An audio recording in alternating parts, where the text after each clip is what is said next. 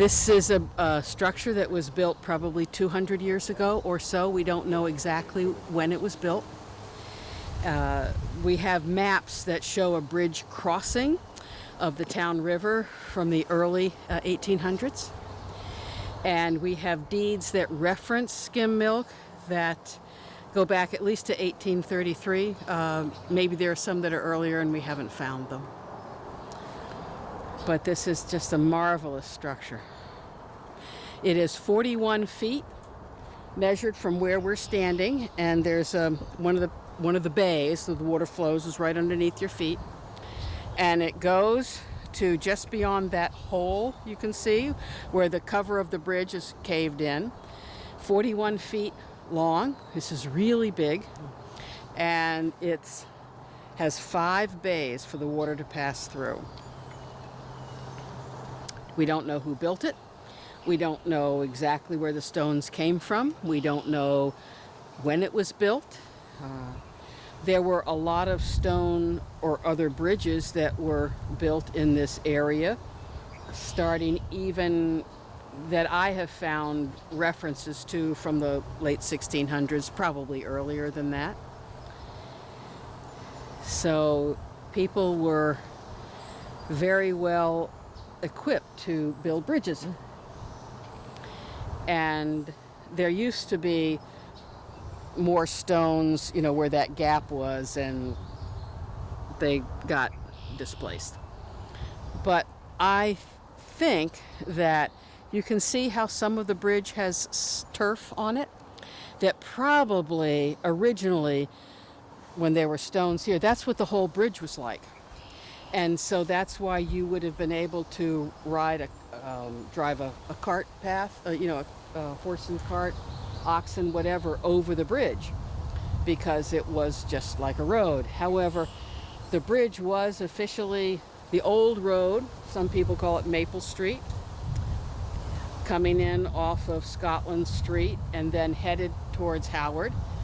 And then eventually it would come out to Elm Street, about where we're parked. Was officially discontinued as the old road back in 1875. And we can walk farther that way to the south, and you'll get a sense of why it was discontinued, because it's very much close to the level of the river. It's sometimes underwater, and so people in the towns got tired of it and decided to build a new road, which is now it was in the location of the current Scotland Street and Elm Street. And fortunately, they never took apart this bridge. They never had to. And the bridge has withstood all manner of storms and high water, low water. The bridge is put together completely dry stone construction. There is no mortar holding these stones together. It's the weight of the stones on top that keep the bridge together. One of the reasons that this bridge is also so unique is because it still has absolutely ironclad. This is the old road. Right here. Right here. And if you were to peek down, you can see water. I'll get on the other side. Can you, Jack, can you see the water in there? Okay. Yeah. Anyway, this is a difficult stone culvert because it's got so much brush, but there's another one farther to the south which we may be able to get to. And you can walk around the edge, and I have some photographs, and you can see it is a stone culvert. And so you can tell that this road has never been moved. This is the original location of the old road. And it's just a phenomenal, landscape altogether. And the town river comes out of Lake Nipponicket and flows northeast. And when the town, and this is the water that's coming from, remember the bridge, the big bridge we walked over? That's where the water's coming from.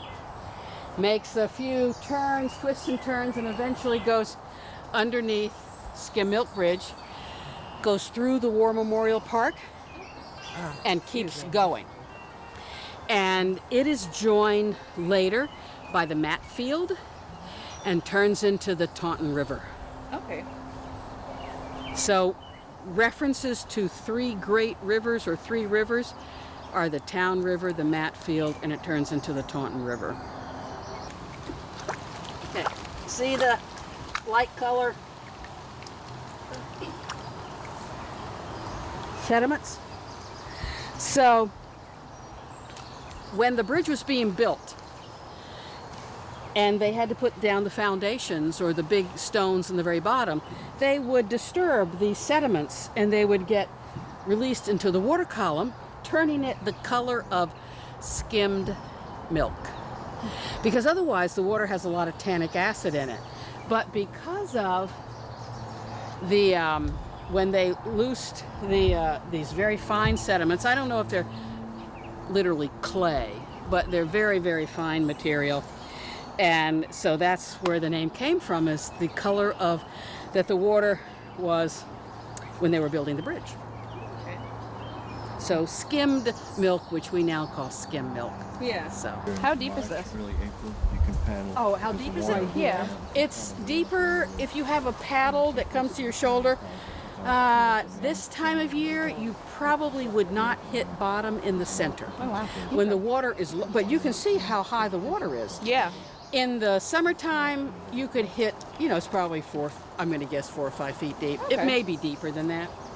Cool.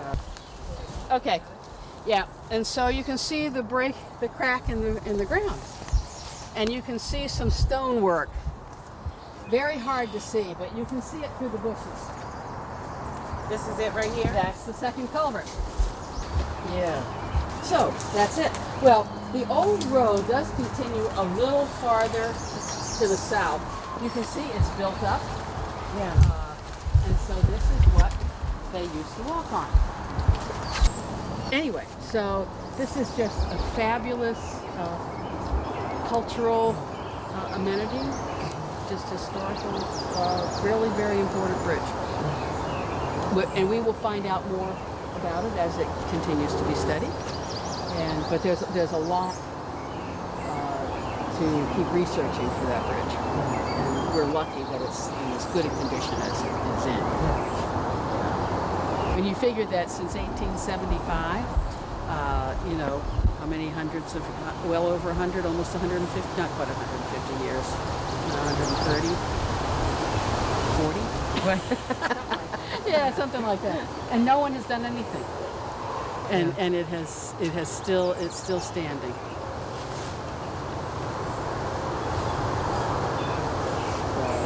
Anyway, beautiful spot. Yeah. I agree.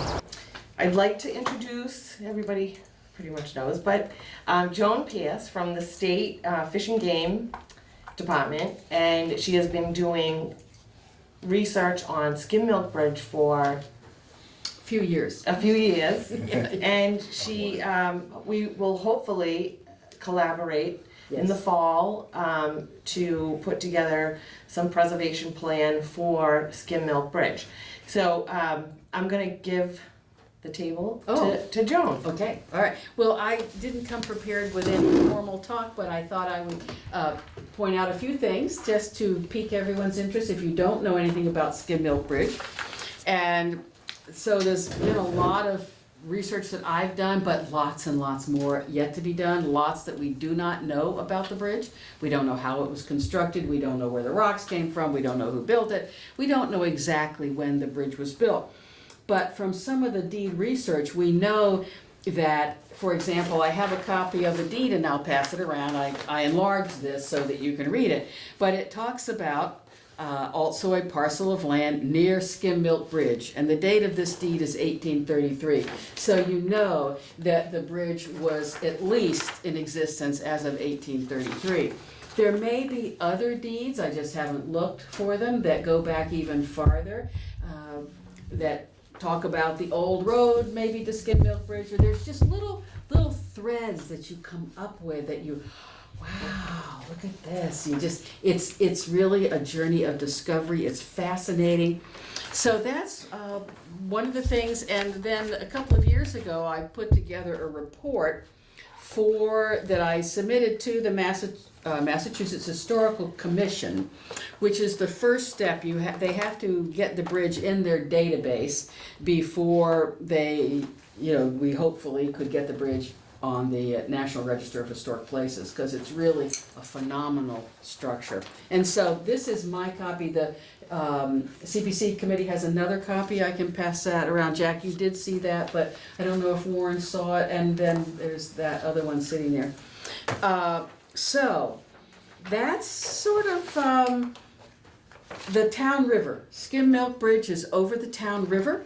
And here's also another map that we can pass around where I've taken blue and highlighted where the rivers are. Town River comes out of Lake Nipponicket and flows in a northeasterly direction. And it hooks up with West Meadow Brook and keeps going, and it hooks up Mile Brook is another tributary of the Town River. And the Town River keeps going and going and going, and eventually it connects with the Matfield, and at that point, it's my understanding, it's called the Taunton River.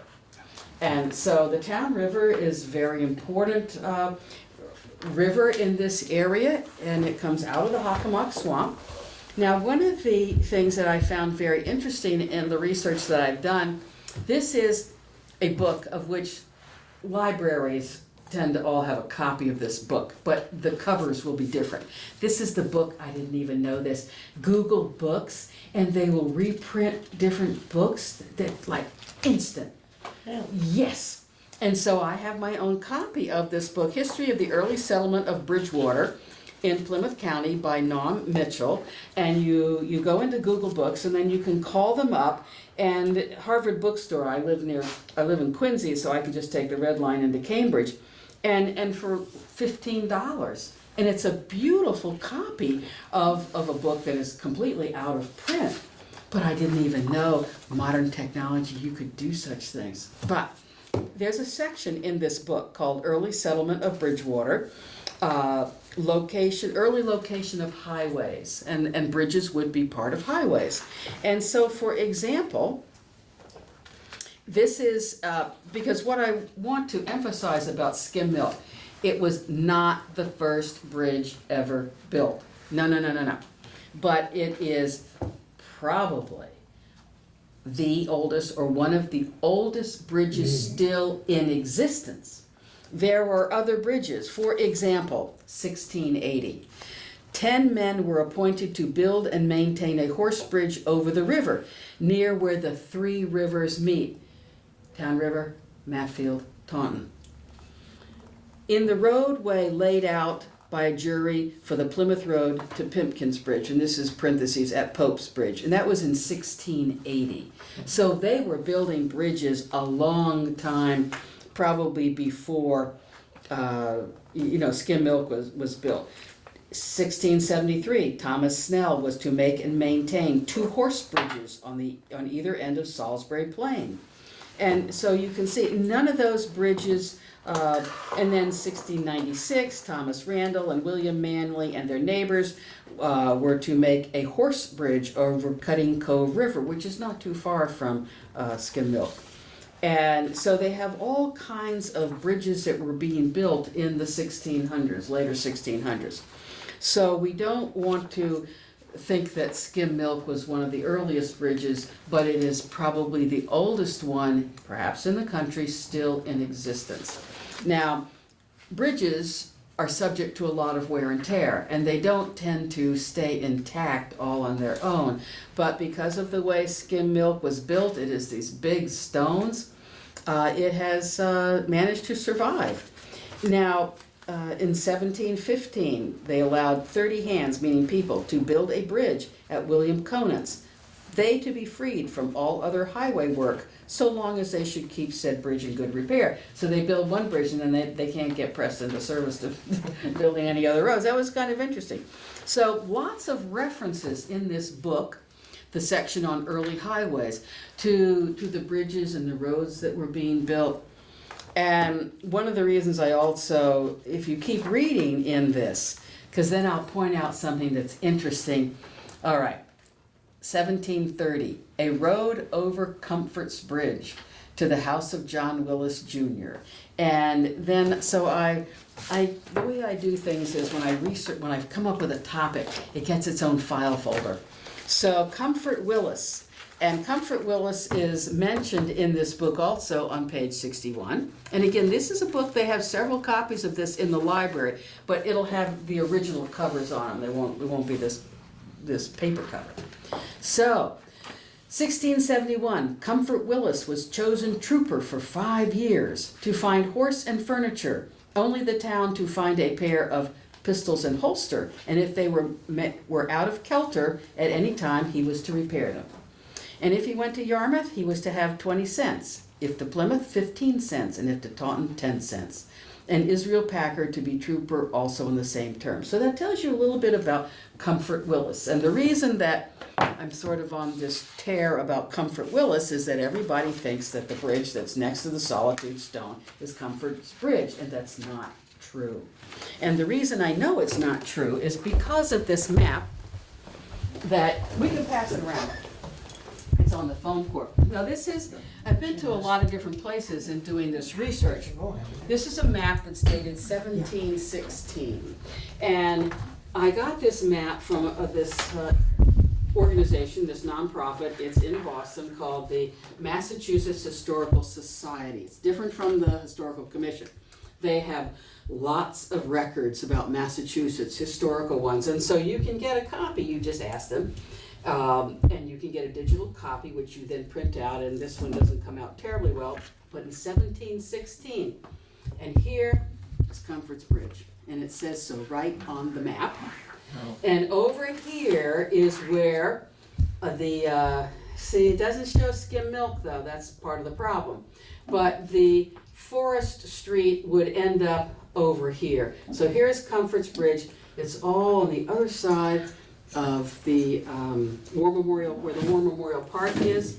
And anyway, it happens to be near where Reynolds Landing is. In fact, it may be the same place, I'm not sure, but we have, anyway, so you can pass that around.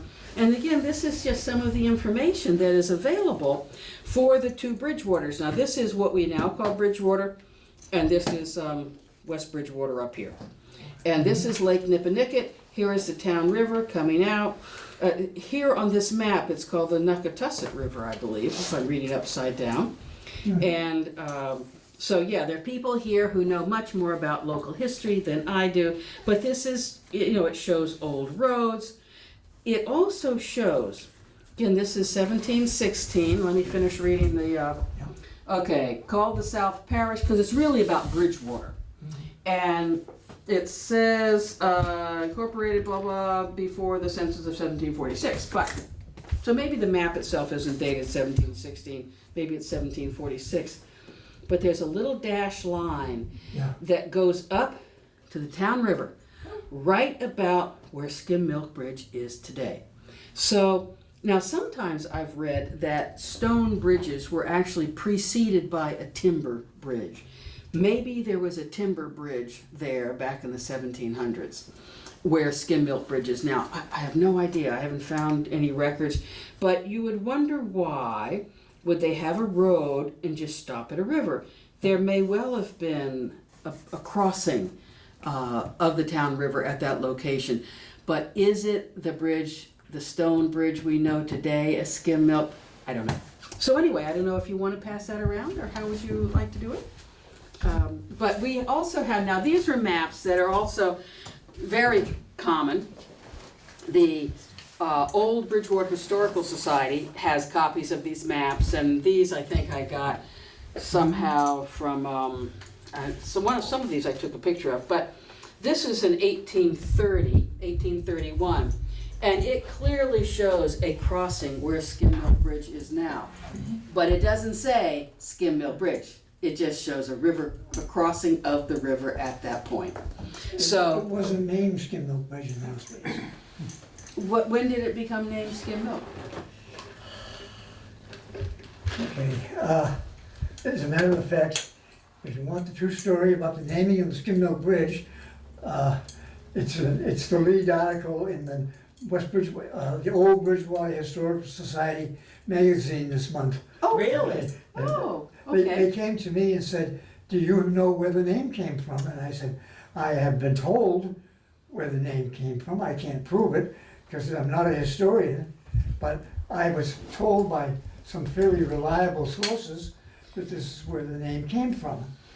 And the name came from one of three ways, okay? There's three different stories. The first is that the farmers from West Bridgewater raised Guernsey and Jersey cows, which have a much higher butterfat content than do the Holsteins, right? And that the farmers who used to take their milk from West Bridgewater to Taunton used to stop at the river and thin it out a little to make it match the Holstein, right? So that they could get a little more money for their milk. The second is that the farmers would stop at that river on the way back from Taunton and rinse out their cans, milk cans, because it was easier to do it there than it was pumping out holes in the farmyard, But the third one, which is the most likely one, is that when they were building the bridge, for the footings, they had to dig some holes. And what they found was that about 3 feet down in the muck, in the bottom of the river, was a vein of white clay, Yep. pure white clay. And it was quite rare.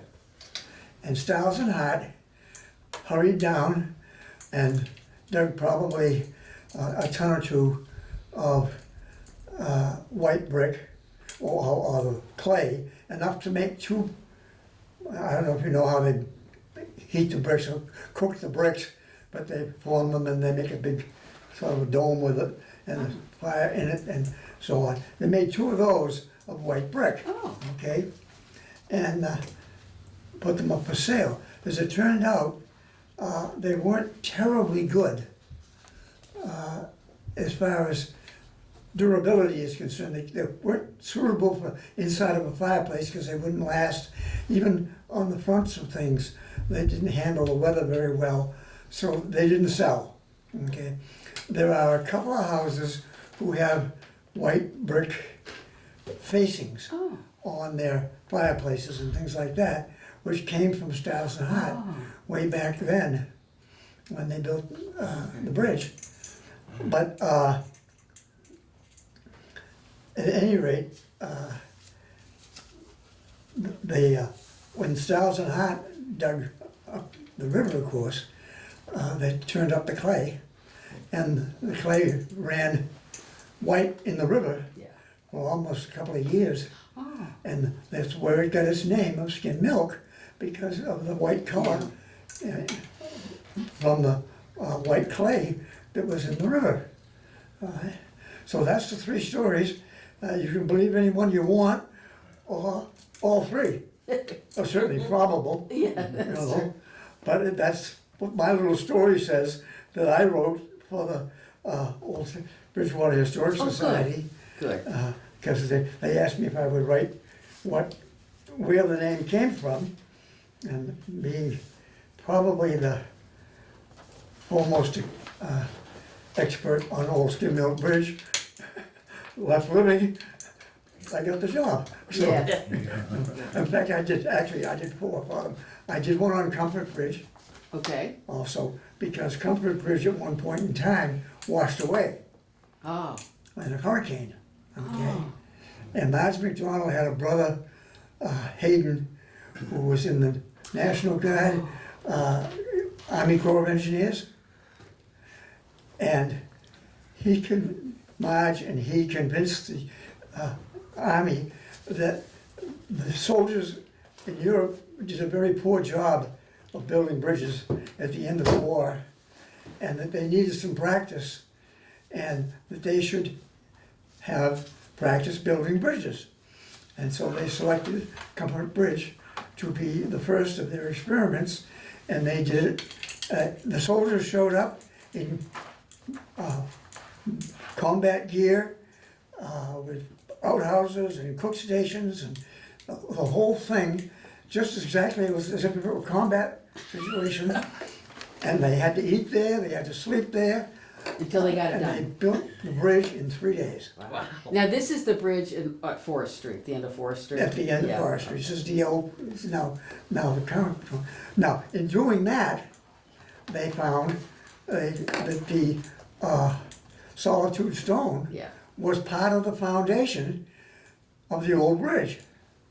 Okay, so they moved it out of there, out near the road, on the Yes. north side of the street. Okay, well, that wasn't very satisfactory because it was too close to the road and the snowplows were in danger of damaging it. All right, so Marge McDonald once again went to the Ford Foundation. She got $10,000. Wow. And she had the town move the stone from the north side of the street to the south side of the street next to the river where it is currently. Yes, yeah. All right. So it has been in 3 different places. Huh. Okay. And that story is also going to be in there. Oh, So, good. but at any rate, that's the history of that. And my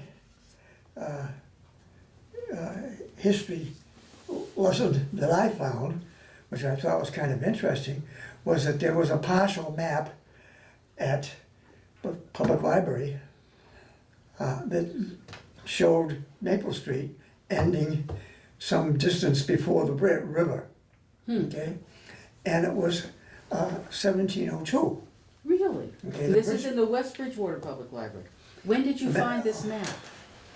I don't know, about a year ago. Oh, okay. At any rate, there was no bridge. Oh, okay. 1702, there was no bridge. That's right. Yeah, 1708, there's a map there that shows the bridge. okay. Okay, so I am convinced that it was built sometime between '02 and '08, and that's as close as we can come. Hmm. Or a bridge was built. Or a bridge was built. Yeah, It's interesting. yeah. Okay, Huh. Well, that's a possibility, yeah. so that's as close as I could come with it. Wow. But- That's excellent research, Warren. But, well, I am personally very attached to that bridge. Yeah. I probably have spent 500 hours down there, sitting on that rock, fishing, Yeah? whatever, because I lived on Scotland Street. Yes. Yeah. And Scotland Street was a dirt road in those days, and there were no other houses, and there were no kids to play with, Yeah. and Oh. anything. So, when I was 10 years old, I would take my fish pole, and go down and sit on the bridge and catch fish, and There you go. one thing and another.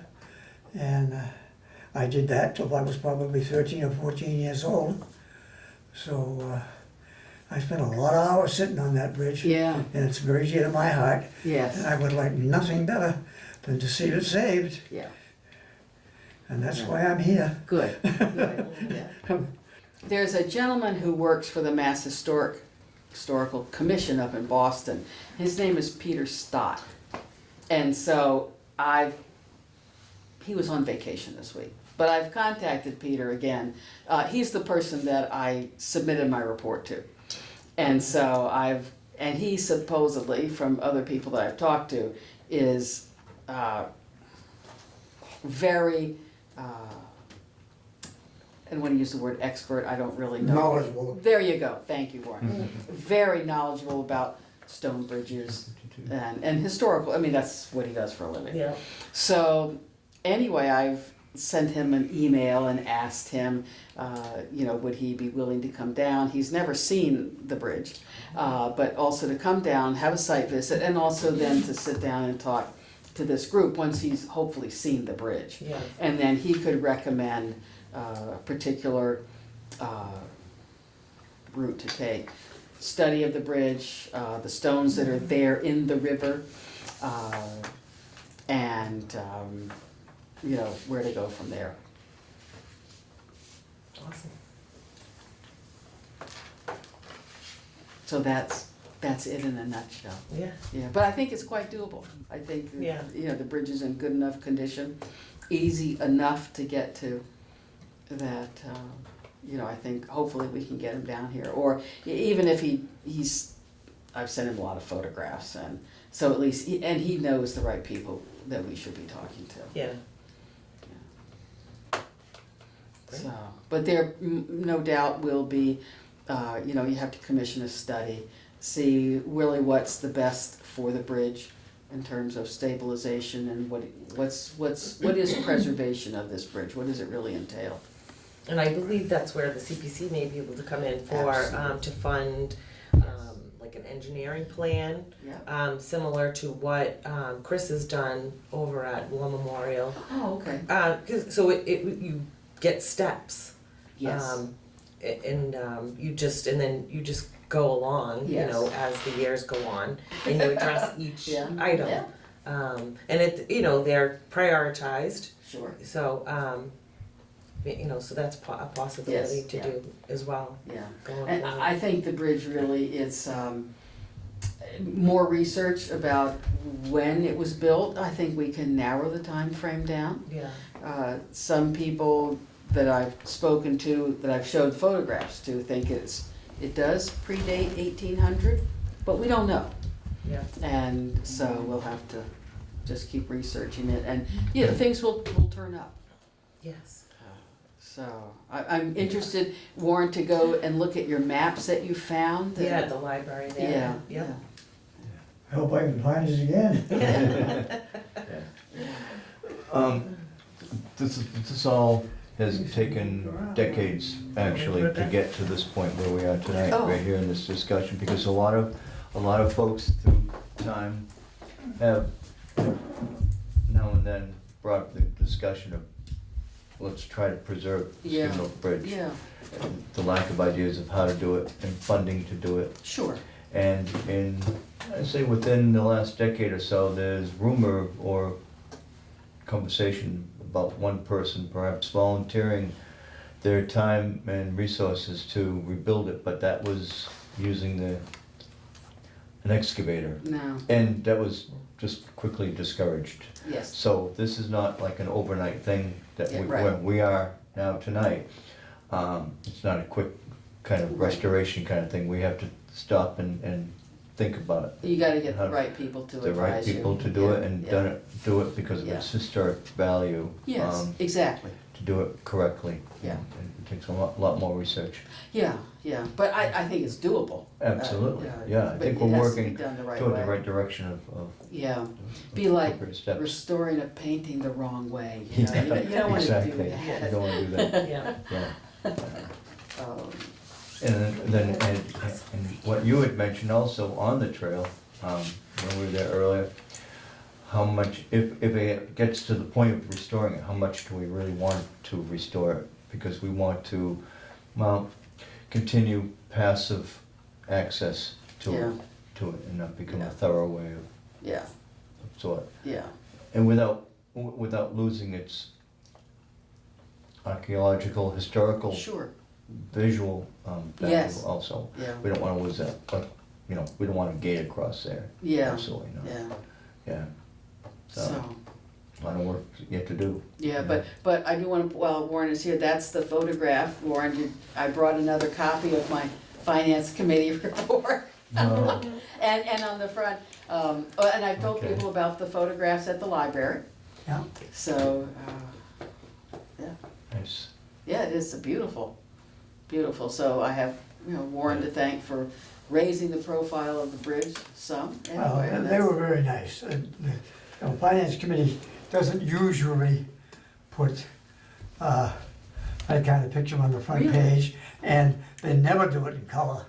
Really? Yeah. I Wow. got twisted arms, and I got not only did I get the story on the front page, but I got the actual story. Yes, in On the the- back, on the yeah, back page. yeah, we can Yeah. show that, And Really good photograph, it's very descriptive. You yeah, know, so that's visually. what Yeah. Warren had, Yeah. I'll pass that Yeah, around, that's but, very good. anyway, so this is, yeah,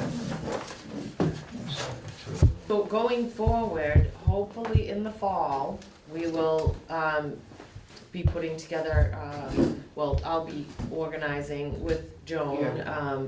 another presentation that will be on a bigger scale with people from West Bridgewater, department heads, interested citizens, people from Bridgewater, maybe the college, just to continue to get the word out, and hopefully, hopefully maybe by town meeting next year, we'd have some type of project application in through the CPC to at least start some of these steps.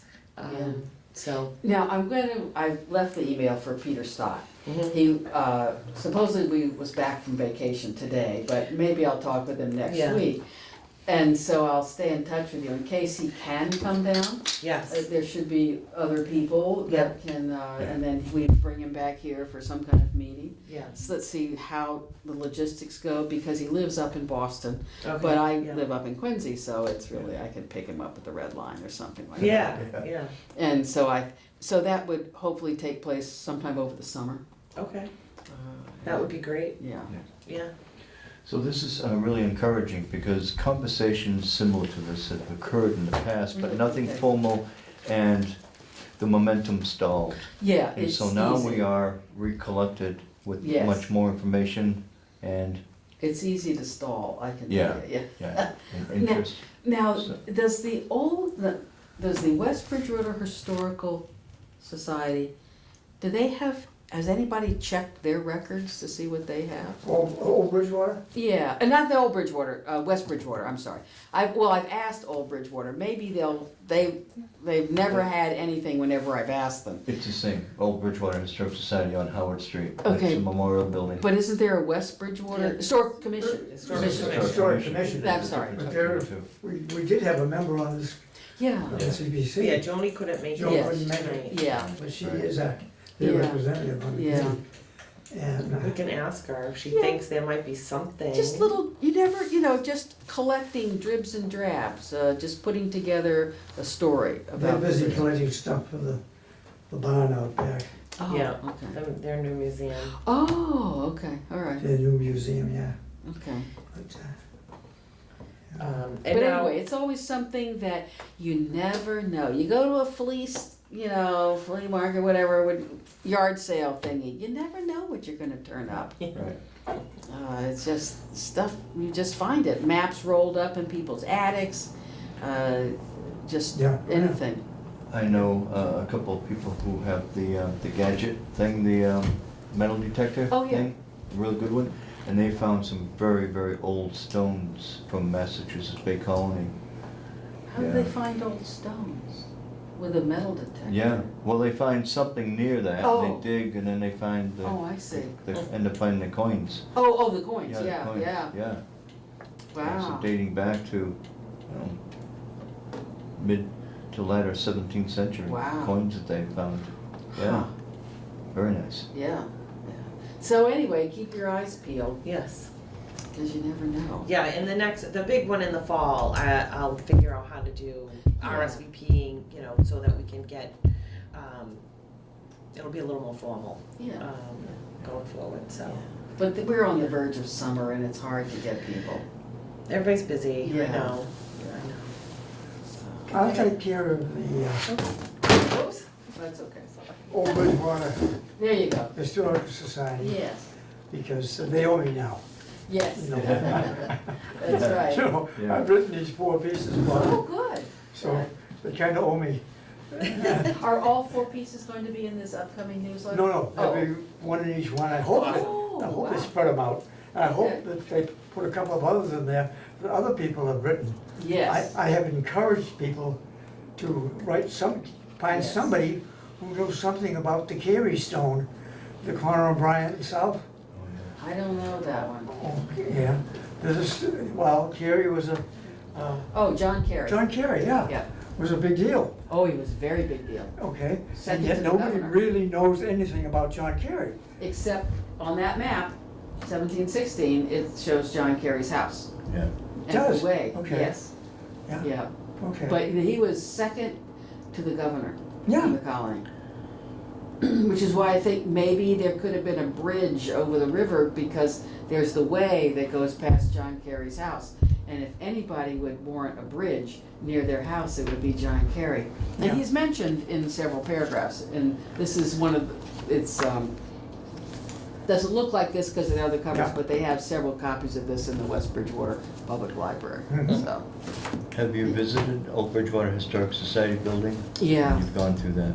Well, I visited it when they were becoming rejuvenated. Yeah. And they were having people go through their records and inventory and things. They have the maps, not the 1760, but the 1830 and 1831 Right. maps. Yeah. They have copies of those. They hadn't found anything the last time I talked with Shelley about Skim Mill. But this is, you know, it's, Right. you never know. Yeah, and you know that they were, they're using CPC money right now to fund a records collection Oh, good. assessment, as well as a building assessment of both the Oh. Old Bridgewater Historic Society Okay. building and the Keith House. Oh, wow. So, and this is basically what I was mentioning before. Yeah. They're going through everything Yes. to figure out what type of preservation is needed, Yes. what type of, you know, same thing with the building, you know, with the condition, especially with, I mean, the Keith House, you know, it's pretty amazing. There are a lot of historic documents in the memorial building. Okay. And what we're trying to do, because I'm a member of the BHS Okay. also, what we're trying to do is prioritize, find all the documents, the ones Yes. most needed Yes. of preservation, because we're starting to lose some of them.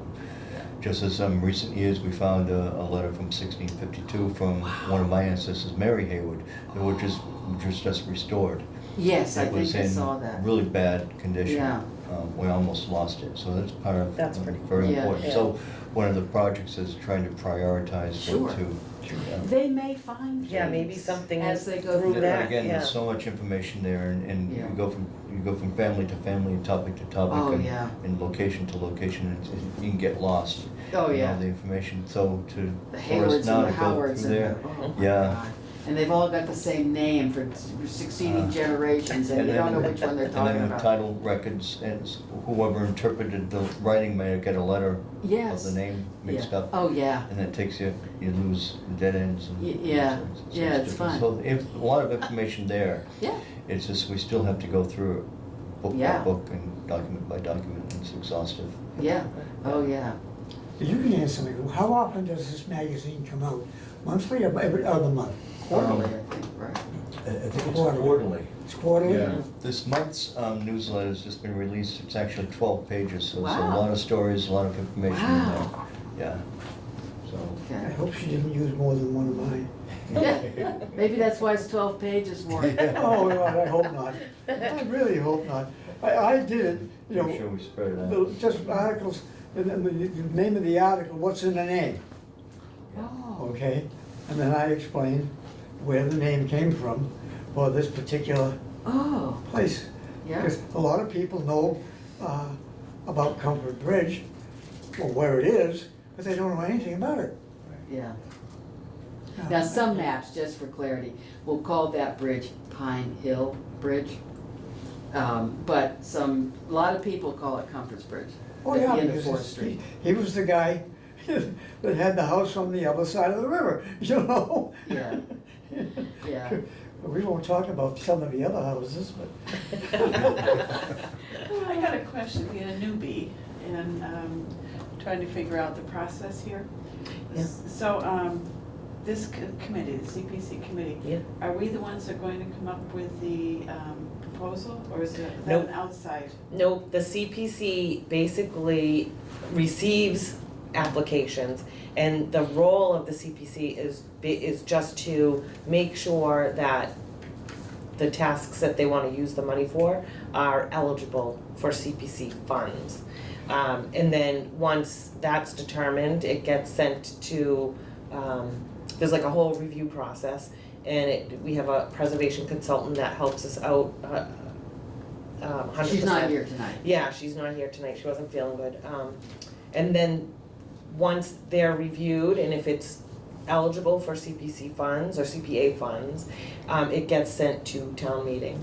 And then there's a whole big process of making, developing the warrant articles and it gets very involved and That- busy, that- you, as Who's Warren pulling knows, to- huh? Who's pulling together the proposal, doing all this research? That's what I want to know. For this For project, this project. Joan, doing it? Warren's done research, like, Okay. and it's, yeah, so it's, you've been working on this Yeah. for several years, and, yeah, We'll have Peter Stott, this man from the Okay, Mass. so you'll be doing that outside of the committee? Oh, yeah, yeah. Okay, Yeah. gotcha. yeah. Not Yeah, that the we don't committee know if I members need to won't do have something. input, but. No, oh, I'll tell you if you need to Yeah. do So something, someone I'll be like Peter grabbing will, it. will take all of the information and. Or something, well, we're Collate not, we will find out from Peter the best way Yeah. to proceed, but yeah. Right. Yeah, and maybe the application may come from the historical commission in town, maybe that'll Or be something, where it yeah. it The- gets the generated. bridge, the bridge is owned 75% by the Massachusetts Fish and Game and 25% by the town of West Bridgewater. Yeah. So, we'll see how it works, what kind of proposal, what are we really talking Yeah, about. yeah, But yes, absolutely, the CPC committee reviews proposals and decides what should go to town meeting. Yeah. What's ready, what's appropriate, what qualifies. It's actually a benefit, to be co-owned I think so, by yeah. State Fish and Wildlife. It and certainly was a the town. benefit as far as finding out the ownership was concerned. Yes, Yeah, that took a yeah, long Because, time. yeah. That was the first thing I ran into when I went looking for, in Boston, talking to Boston about, what do I have to do to get this on the list, And, well, the first thing you gotta do is prove your owner. Yeah, Right, yeah, Well, we couldn't, yeah. yeah. Fortunately, the state stepped in and bought that land, and they had to prove it, Yeah. and they proved So it we to had a a judge, report, and the yeah. judge okayed ours at the same time. So it didn't cost us anything, There you go. and, Yeah, but the town bought a piece of property, or I think they bought it from Mr. Swenemer back in the 1969. They bought a couple of parcels, and that, one of the Yeah. parcels, southeast corner of the bridge. We walked across part of it on our way to look at the stone culverts. Yeah. So anyway, that's all I have for tonight, so thank you. Great. Thank you. Thank you Yeah. for coming down.